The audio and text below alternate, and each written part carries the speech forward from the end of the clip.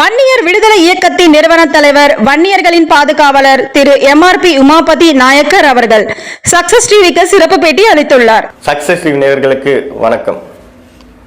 தமிழ்நாட்டிலே சோகமா இருக்குது கள்ளக்குறிச்சி விஷயம், கள்ளச்சாராயம்.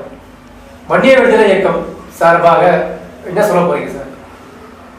முதலில் வன்னியர் விடுதலை இயக்கத்தின் சார்பாக கள்ளச்சாராயம் குடித்து உயிர் இழந்த குடும்பங்களுக்கு ஆழ்ந்த இரங்கலை தெரிவித்துக் கொள்கின்றோம்.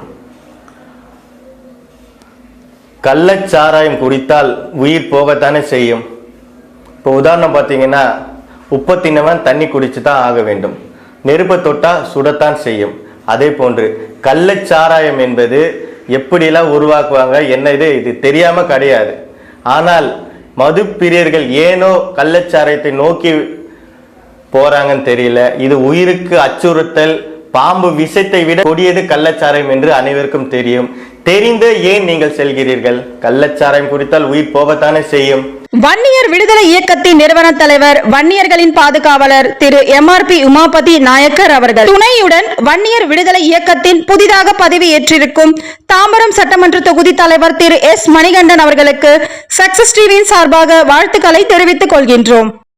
இப்போ தமிழகத்தில் பாத்தீங்கன்னா 7 மணிக்கு மேல பால் கிடைப்பதே ரொம்ப கஷ்டமா இருக்கு. அப்படி இருக்கும் சூழலில் கள்ளச்சாராயம், கஞ்சா, அன்ஸ் உள்ளிட்ட என்னென்ன போதைப் பொருட்களும் இருக்கு.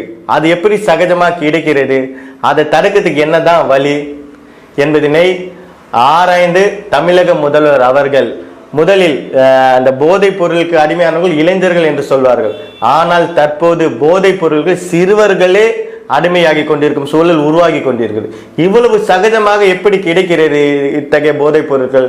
இதனை தமிழக முதல்வர் அவர்கள் ஆய்வு செய்து அதற்கு உறுதுணையாக இருப்பவர்கள் அனைவர் மீதும் மிகவும் கடுமையான நடவடிக்கை எடுக்க வேண்டும் என வன்னியர் விடுதலை இயக்கத்தின் சார்பாக கேட்டுக்கொள்ளப்படுகிறது. மேலும் உயிரிழந்த குடும்பத்தினர்களுக்கு இது மிகப்பெரிய இழப்பு. எது போனாலும் வந்துடும், ஆனா உயிர் போனா வராது.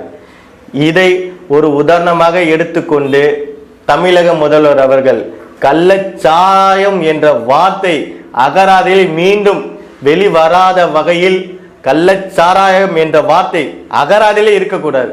அப்படி உரிய நடவடிக்கையை துரிதமாக எடுத்து கள்ளச்சாராயம் உள்ளிட்ட கஞ்சா, மேலும் என்னென்ன வகையில் போதைப் பொருட்கள் உள்ளதோ அவை அனைத்தையும் அடியோடு அளிக்க வேண்டும் என பொதுமக்களின் சார்பாகவும் வன்னிய விடுதலை இயக்கத்தின் சார்பாகவும் மாண்புமிகு தமிழக முதல்வர் அவர்களிடம் கோரிக்கையாக வைக்கின்றேன். நன்றி, வணக்கம்.